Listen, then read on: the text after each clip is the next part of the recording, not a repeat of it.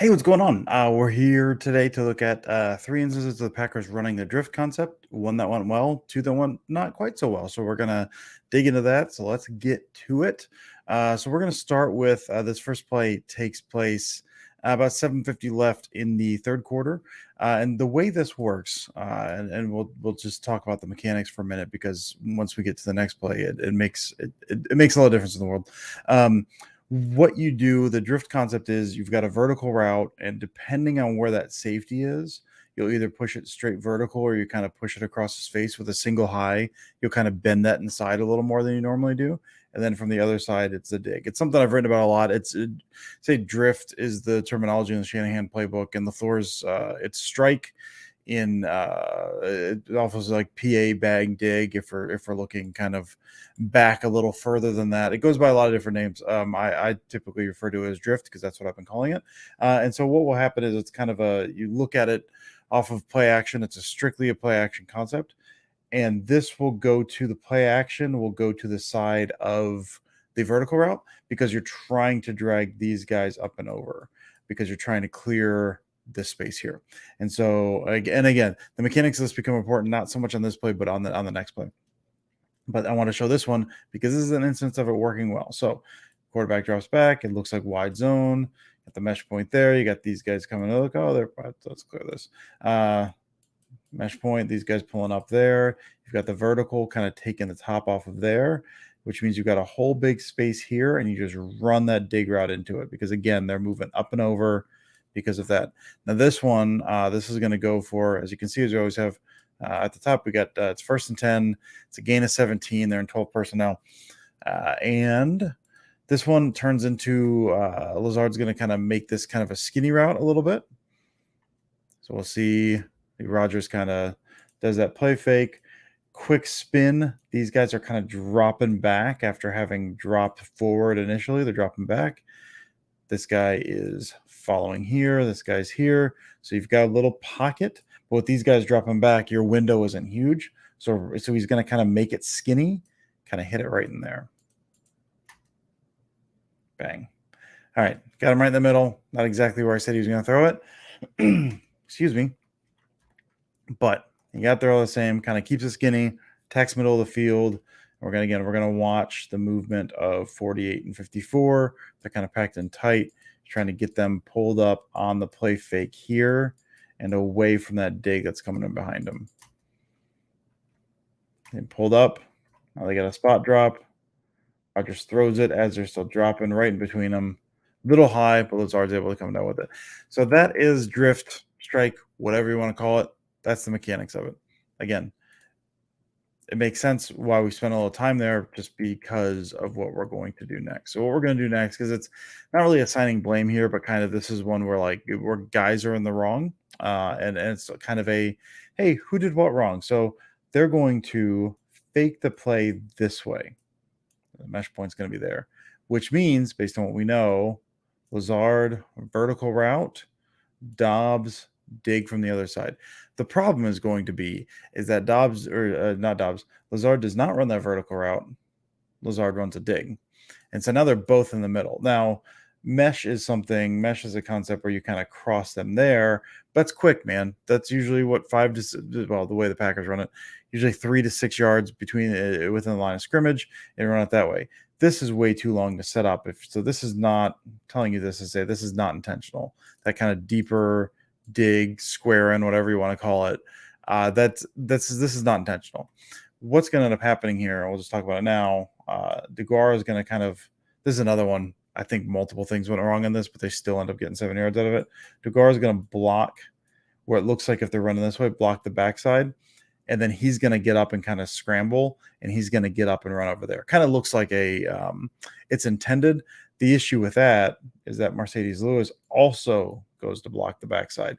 Now he ends up picking the guy that DeGuara looks like he cuts on the end. So it works out. It's added protection. There's no way this was drawn up this way. I refuse to believe it was drawn up this way. And since the digs are wrong on this as well, this does not look like this was run correctly, and it still turns in 7 yards. So again, what this is supposed to be, Rodgers is going to, we got him. He's faking. He's got it. He got his arms open. These guys are pulled up.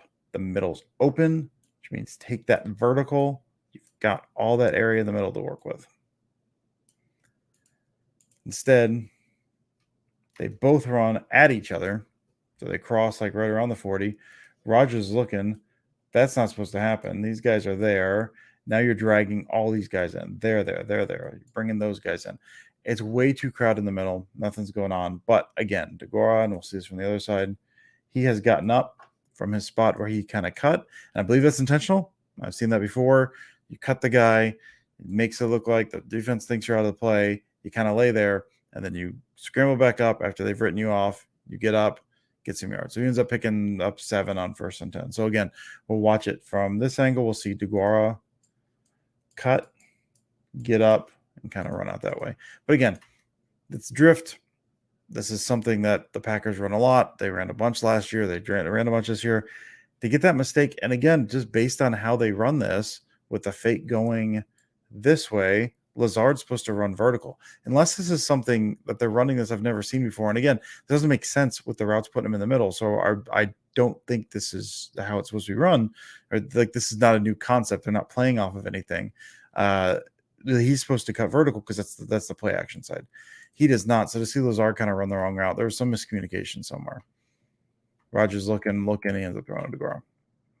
All right. Last one.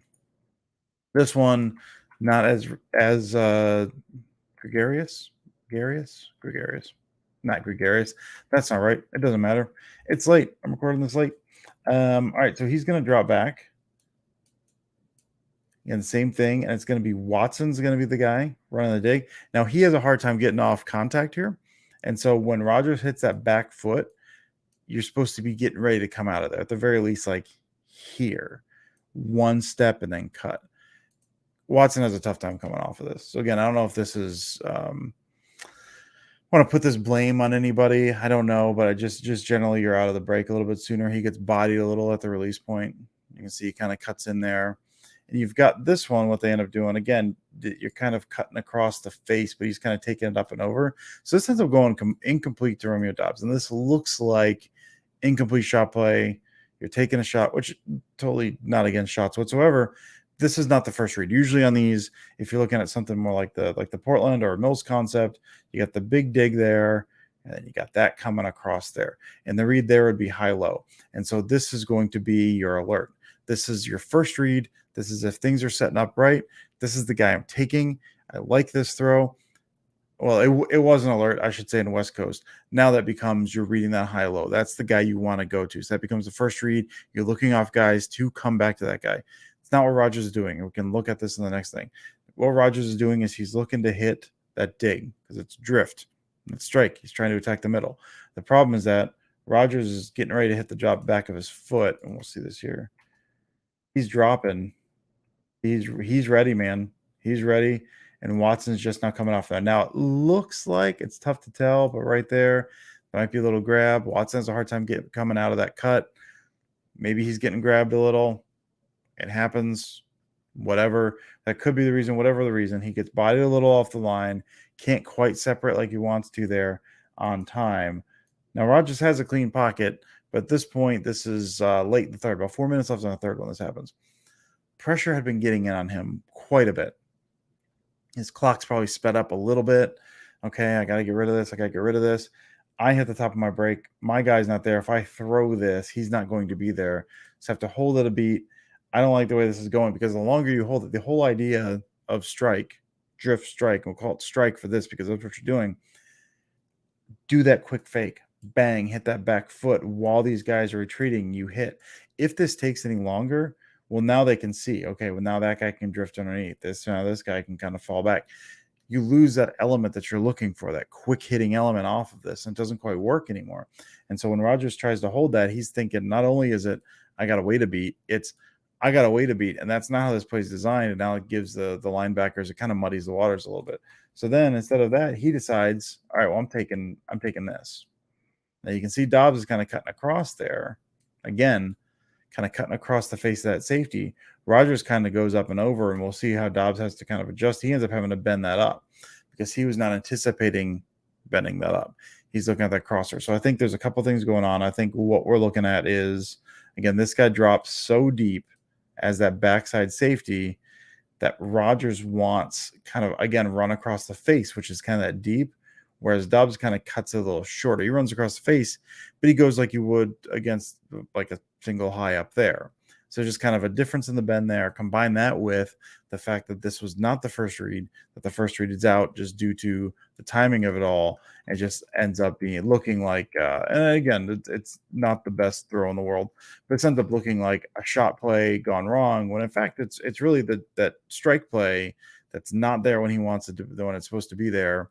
Rogers throws not on the same page, or it's not quite bent up enough or whatever. So again, I'm not here to assign blame, not here to say what anyone did was wrong, just kind of looking at this and going, okay, here, this is what's supposed to happen. And you can see here, I mean, we saw it from the other one.